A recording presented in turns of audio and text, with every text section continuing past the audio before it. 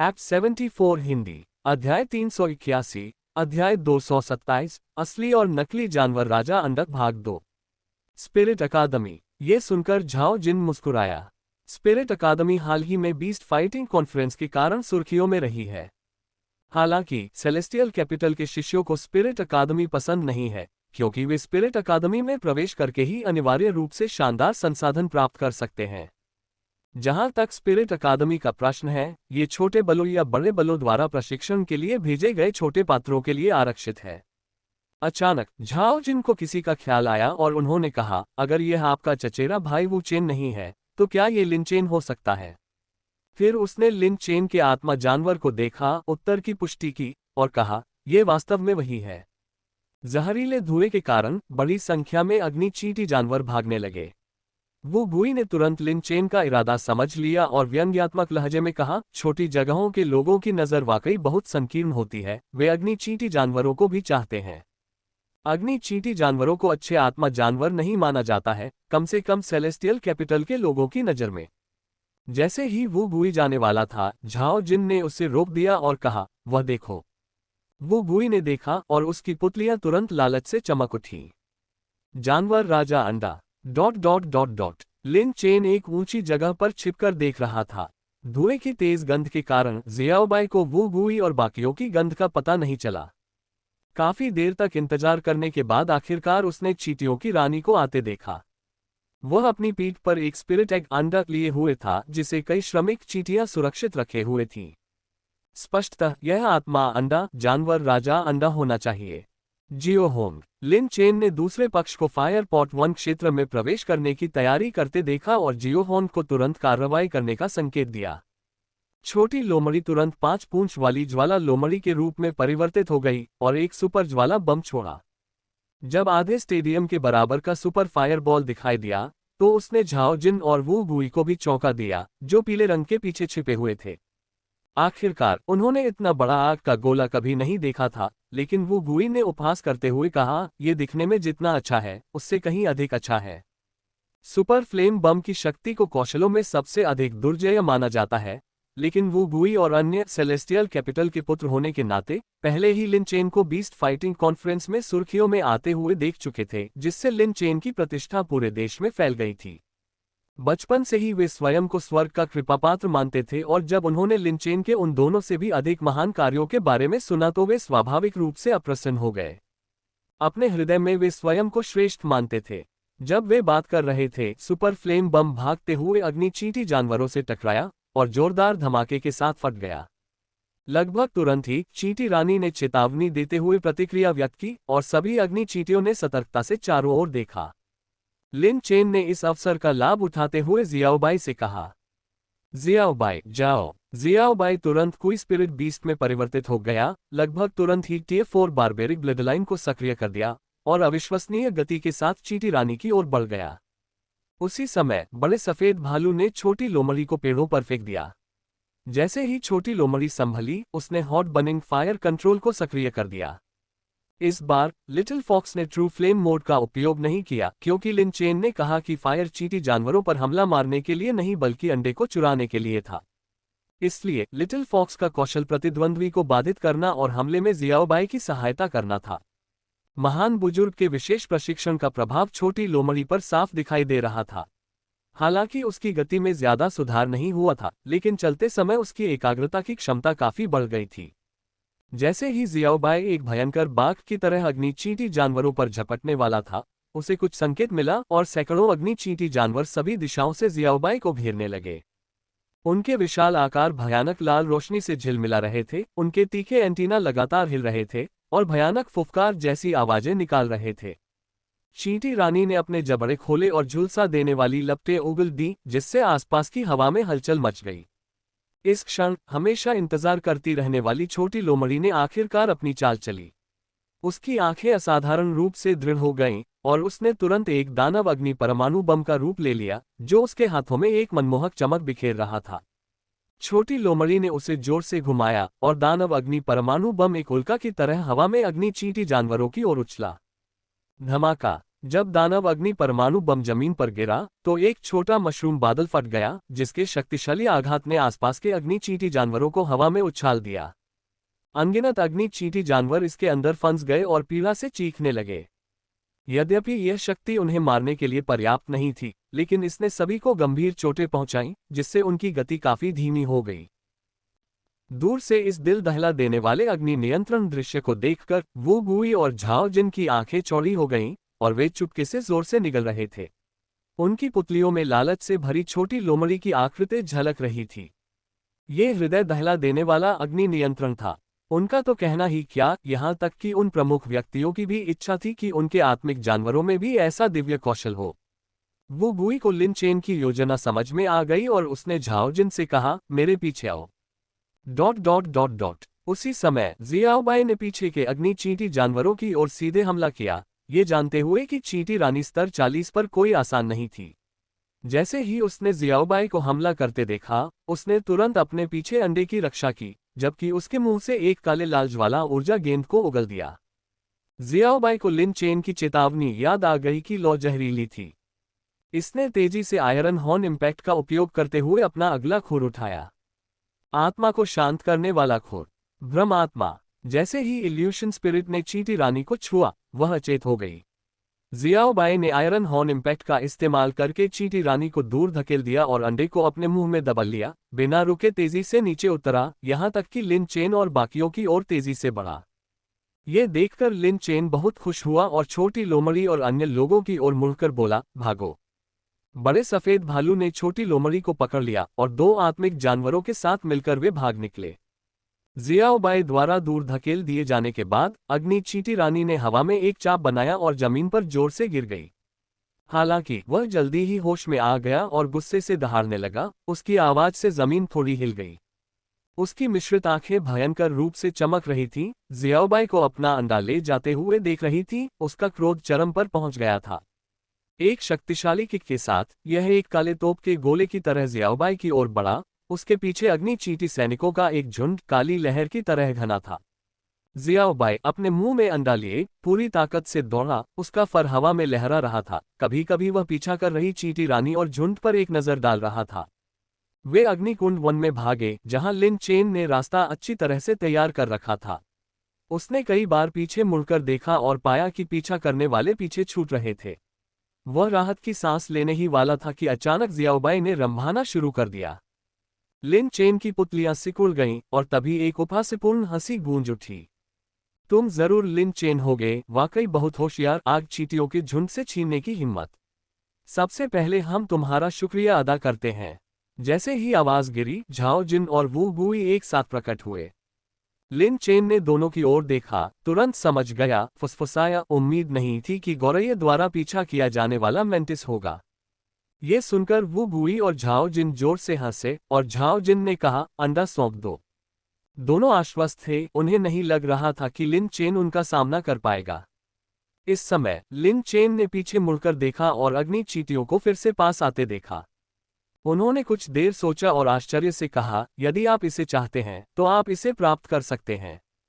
जियाओबाई और तीन आत्मा जानवर यह सुनकर चौंक गए। वे सभी तैयार थे, लिन चेन के आदेश पर लड़ने के लिए तैयार थे। कभी नहीं सोचा था कि लिन चेन इसे दे देगा। यह उस लिन चेन जैसा नहीं लग रहा था जिसे वे जानते थे, लेकिन लिन चेन ने वैसा ही किया। वो गुई और झाओ जिन की चकित आंखों में अंडे को जमीन पर फेंक दिया। फिर जियाओबाई और अन्य लोगों को जल्दी से वहां से चले जाने का इशारा किया। क्या ऐसा हो सकता है कि हमें अभी अभी यह मिला हो? वो गुई और झाओ जिन अविश्वास में थे। इससे पहले जब उन्होंने सुना कि लिन चेन ने अकेले ही यूलान साम्राज्य के दो स्वामियों को हरा दिया है, तो वे लिन चेन को चुनौती देने के लिए तैयार थे। अप्रत्याशित रूप से, बस यही लगता है भाग्य ने भी इसमें भूमिका निभाई। हीरो ज्यादा काय जैसा। दोनों ने तुरंत ही अंडे को पकड़ लिया और खूब मजाक किया। लिन चेन ने उन्हें अनदेखा किया और चले गए। जब वो गुई और झाओ जिन कुछ और कहना चाहते थे, तो उन्होंने अग्नि चींटियों के झुंड को हमला करते देखा और बिना सोचे समझे भाग गए। मुंह अंडे के बिना जियाओबाई और बाकी लोग उनका पीछा नहीं करते। हालांकि वे ऐसा करने को तैयार नहीं थे, क्योंकि उनकी योजनाबद्ध कोशिशों में डकैती के कारण बाधा पड़ रही थी। जियाओबाई को पहले कभी ऐसी शिकायतों का सामना नहीं करना पड़ा था। लिन चेन ने ये सुना और हंसते हुए कहा, यह अच्छा है कि हमें लूट लिया गया। तीनों आत्मिक जानवर असमंजस में पड़ गए। लिन चेन ने आगे कहा, अगर उन्होंने हमें नहीं रोका होता तो शायद मुझे पता ही नहीं चलता। बात समाप्त करते हुए लिन चेन मुस्कुराया और जियाओबाई और अन्य लोगों को दूसरे मार्ग पर वापस ले गया और कहा, वह अंडा नकली था, चींटी रानी ने हमारा पीछा नहीं किया, हम धोखा खा गए। चींटी रानी के साथ एक सौदा, अमर श्रेणी का आत्मा अंडा। एक अलग रास्ते से लौटते हुए लिन चेन अपने पिछले चींटी के बिल को फिर से देख सकता था, और इस समय अग्नि चींटी जानवर एक चाल की योजना बना रहे थे। ये स्थान उजागर हो चुका है, इसलिए स्वाभाविक रूप से वे अब यहाँ नहीं रह सकते। उनके लिए घर का पुनर्निर्माण करना बहुत आसान काम है। लिन चेन और उसके साथी दूरी में छिप गए और उन्होंने देखा कि चींटी रानी झुंड के बीच में मजबूती से सुरक्षित थी। उसकी पीठ पर एक सुनहरा अंडा था, जो सफेद अंडे से पूरी तरह अलग था जिसे लिन चेन ने पहले लिया था। जियाओबाई और अन्य दो ने लिन चेन को प्रशंसा से देखा, जबकि बिग व्हाइट बेयर, जो आमतौर पर सोचना नापसंद करता था, सीधे दहाड़ते हुए लिन चेन से पूछा कि उसने इसकी खोज कैसे की।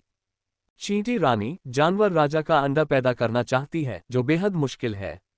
जब वह घायल नहीं थी तो उसे अपना पीछा जारी रखना चाहिए था। लिन चेन ने कहा, इसके अलावा मुझे लगा था कि जब हमने उसे पहले पकड़ा था तो ये बहुत आसान था। बोलते हुए लिन चेन ने उन्हें अपनी पिछली चाल दोहराने का इशारा किया। छोटी लोमड़ी फिर से ऊपर गई और एक दानव आग परमाणु बम फेंक दिया। जैसे ही दानव अग्नि परमाणु बम प्रकट हुआ, चींटी रानी तुरंत चौंकी हुई खरगोश की तरह सतर्क हो गई। जियाओबाई को एक बार फिर प्रकट होते देख उसने सीधे श्रमिक चींटियों को सुनहरे अंडे की रक्षा करने का आदेश दिया।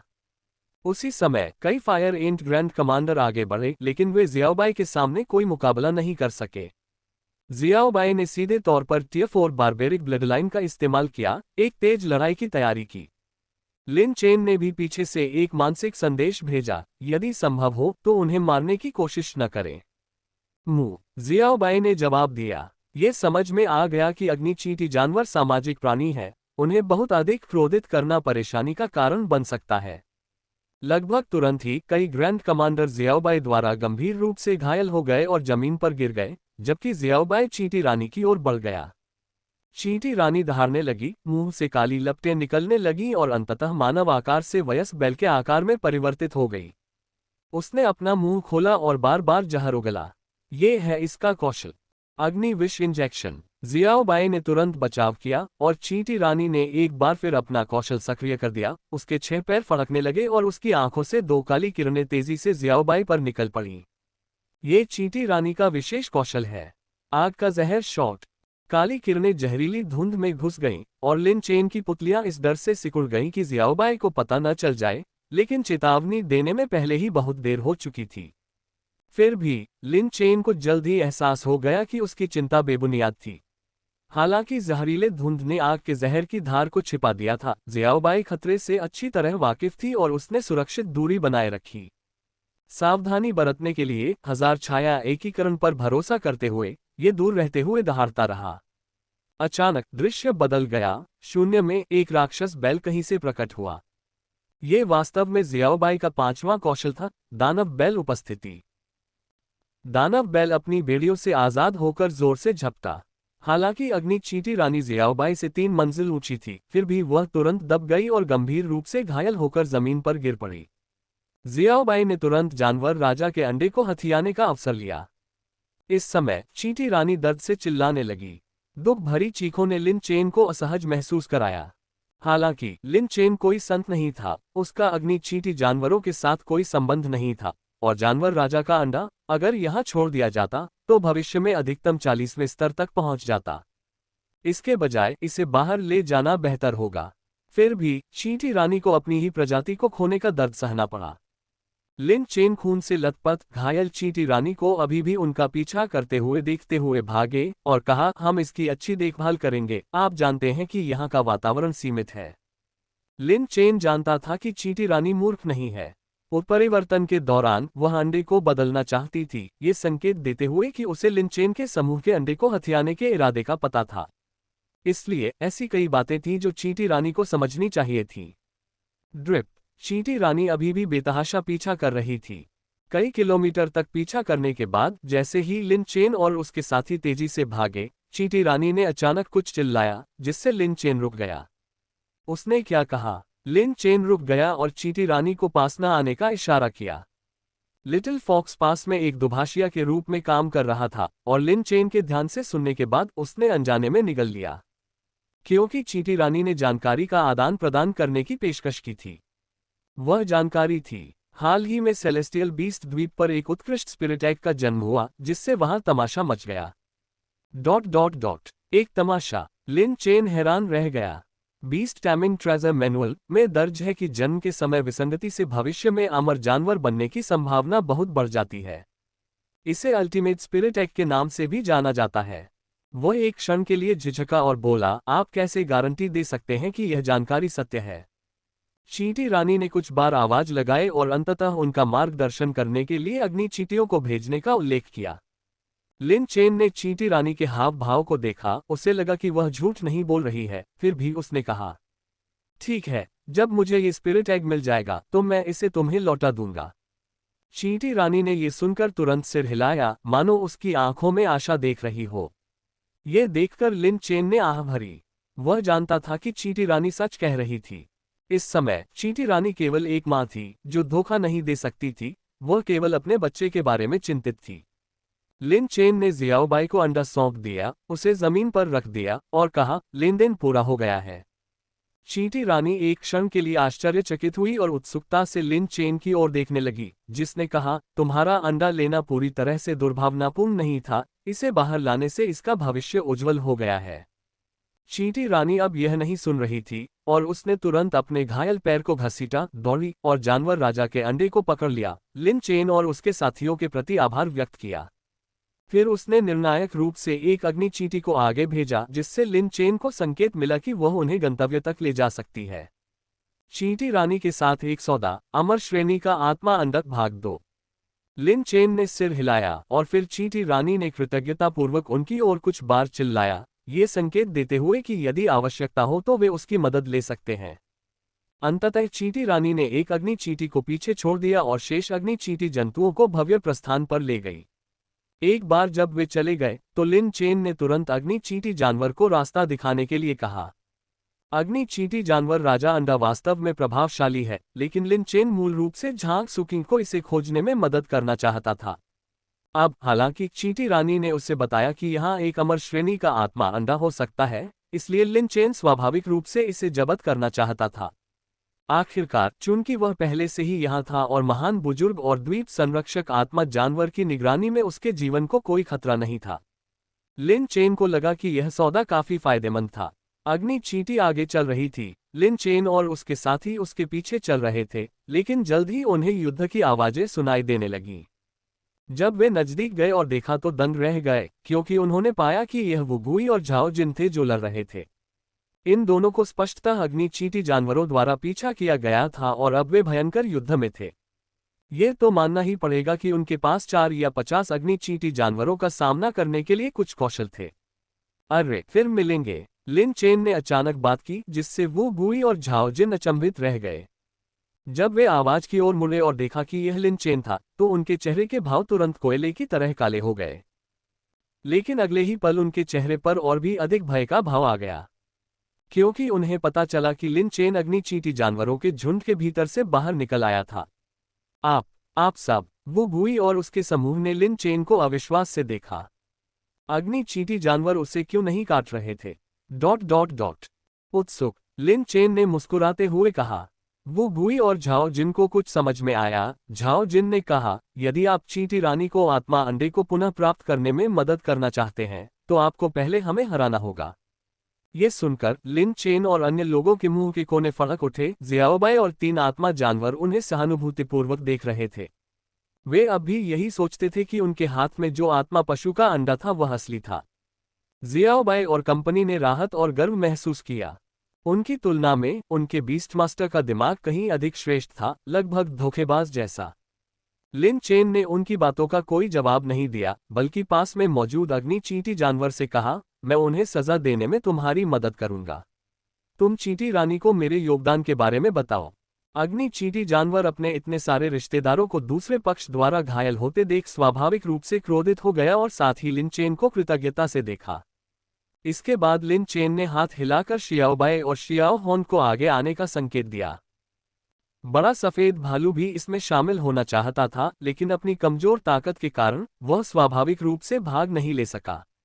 ये देखकर वू गुई और झाओ जिन दोनों क्रोधित और प्रसन्न हुए और बोले, लिन चेन, तुम अपने आप को क्या समझते हो?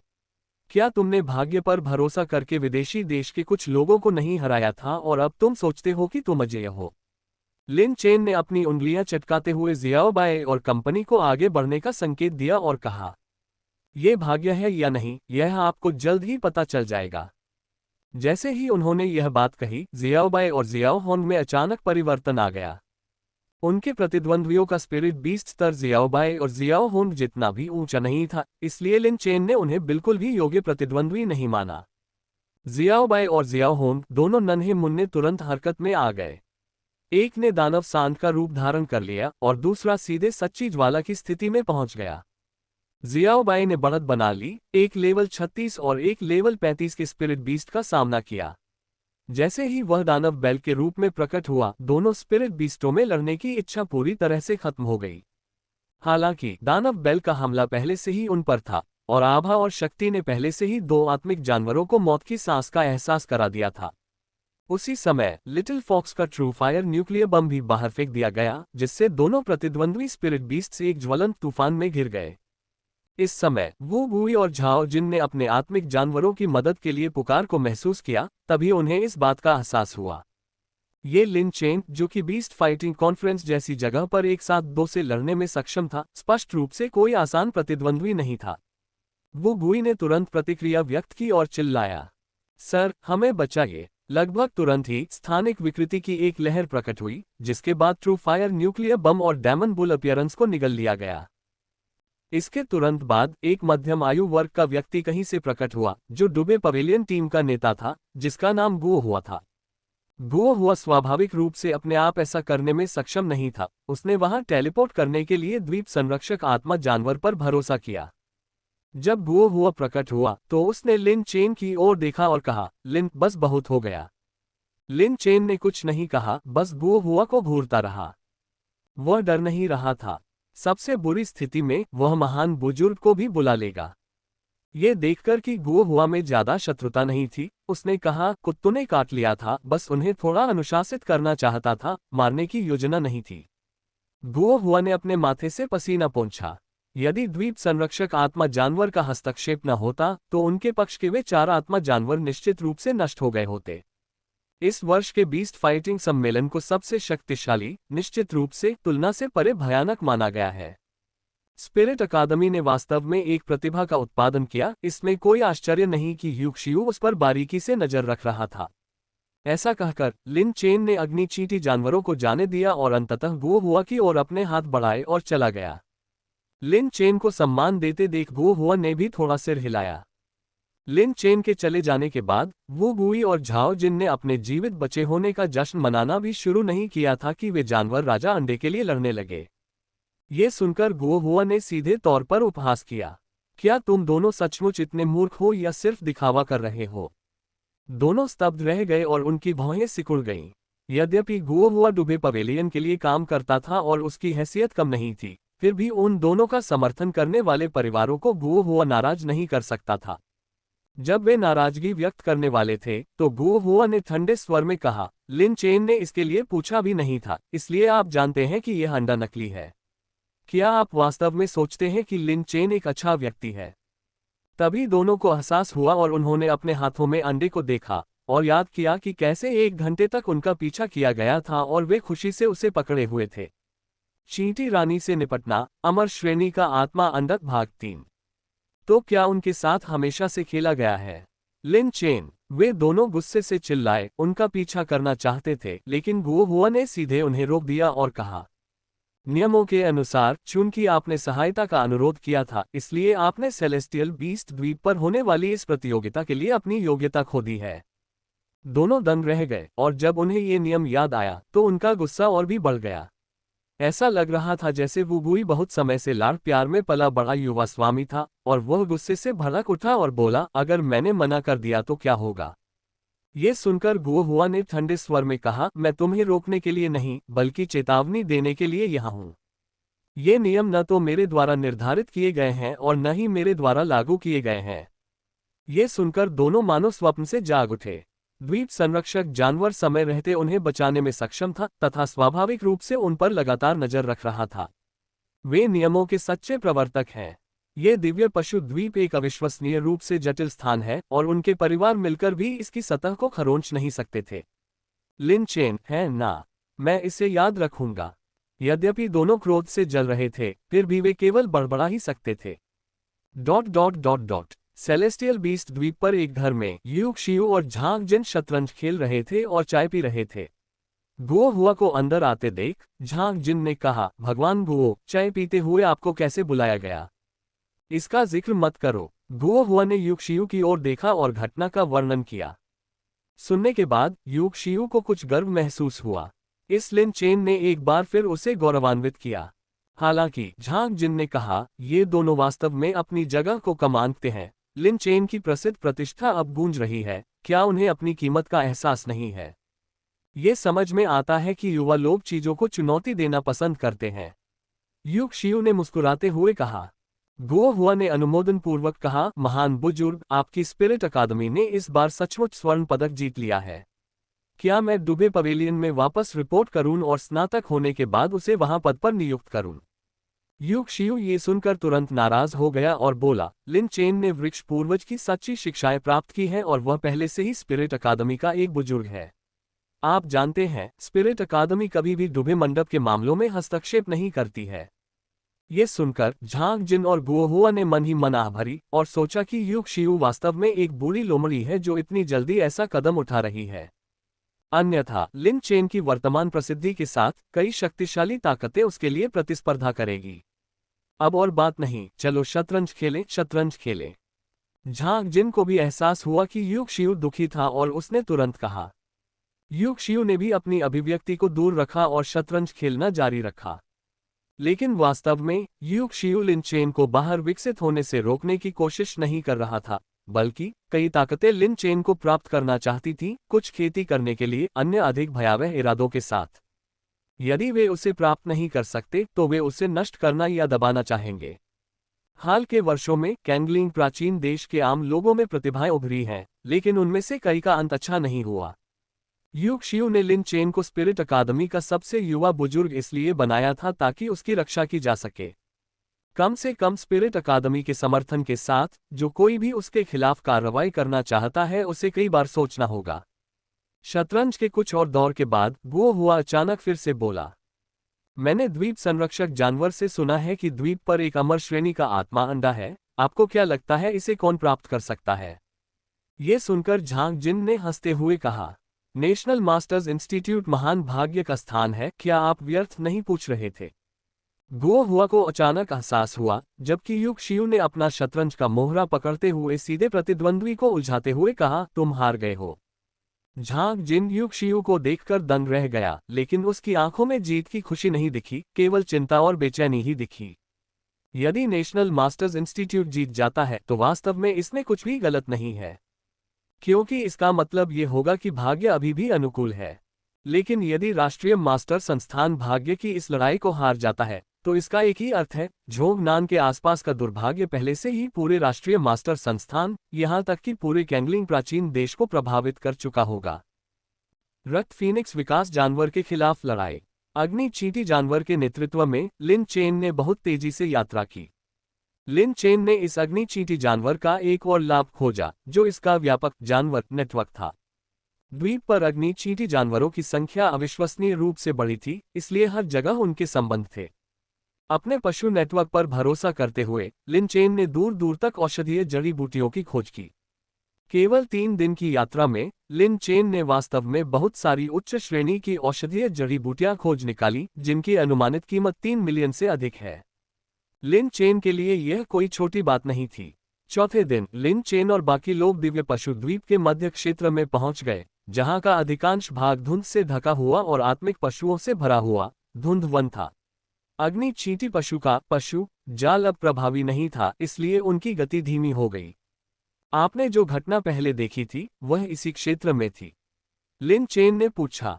अग्नि चींटी जानवर ने सिर हिलाया और लिन चेन को बताया कि कई आत्मा जानवर कुलों ने लोगों को उस घटना के प्रकट होने पर अन्वेषण के लिए भेजा था, जिससे सामान्य क्षेत्र की पुष्टि हुई। क्या आप जानते हैं कि यह किस प्रकार का आत्मा जानवर का अंडा है? लिन चेन ने फिर पूछा। अग्नि चींटी जानवर ने अपना सिर हिलाकर संकेत दिया कि उसे पता नहीं था। इसने लिन चेन को केवल इतना बताया कि यह घटना अत्यंत दुर्लभ है। चींटी रानी ने कहा कि ऐसा 100 वर्षों में केवल एक बार होता है। यह सुनकर लिन चेन और भी अधिक उत्सुक हो गया कि यह किस प्रकार का आत्मा जानवर अंडा था। शियू क्या ये यहाँ है? बाय लिंग मूर्ख नहीं थी। यद्यपि वह पहले नक्शे को समझ नहीं पाई थी, लेकिन धीरे धीरे उसने अन्वेषण करके और इलाके के बारे में अपने निर्णय पर भरोसा करके उसे सीख लिया। वह मानचित्र का उपयोग करके मिस्ट फॉरेस्ट के इस हिस्से तक पहुंची, लेकिन घने पेड़ों और कोहरे के कारण यह बेकार हो गया, क्योंकि यह बहुत विस्तृत मानचित्र नहीं था। झोंग नान ने यह भी कहा कि अगर बाय लिंग की किस्मत में लिखा होगा तो वह उसे प्राप्त करेगी।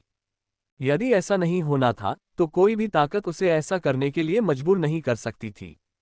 इसलिए बाय लिंग के यहाँ आने के बाद उसने आपदा भक्षण करने वाले जानवर को रास्ता दिखाने का फैसला किया। आदेश मिलने पर विपत्ति भक्षी जानवर तेजी से आगे बढ़ा, लेकिन बाय लिंग जैसे जैसे आगे बढ़ रही थी वह अधिक चिंतित होती जा रही थी। उसे खो जाने की चिंता हो रही थी। अचानक विपत्ति भक्षी जानवर ने एक आवाज की और जैसे ही बाय लिंग ने सतर्कता से अपने आसपास का निरीक्षण किया, लाल पंख वाले मुर्गे ने तेजी से अपना सिर उठाया। इसी समय एक सफेद अजगर कुंडली मारकर पेड़ से नीचे उतरा और बाय लिंग तथा अन्य लोगों पर हमला किया। लाल पंख वाले मुर्गे ने तुरंत रूपांतरण कर लिया तथा फीनिक्स कर्म अग्नि को उगल दिया तथा जैसे ही एक पेड़ टूटा उसने सफेद अजगर को पीछे धकेल दिया। बाय लिंग ने आपदा भक्षी जानवर और अन्य लोगों को शीघ्रता से दूर ले गया। इस बीच लाल पंख वाले मुर्गे ने अपने पंख फैलाकर चारों ओर एक तीखी आभा बिखेरी, एक विकसित अवस्था में प्रवेश किया। उसने जोर से अपने पंख फड़फड़ाए, एक तेज चीख हवा में गूंज उठी और सफेद अजगर के साथ एक भीषण युद्ध में शामिल हो गया। हालांकि सफेद अजगर का मोटा शरीर स्टील की तरह कठोर था और हर हरकत में अपार शक्ति थी।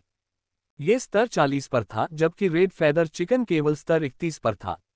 स्तर में भारी असमानता के कारण लड़ाई शुरू से ही रहस्यहीन हो गई।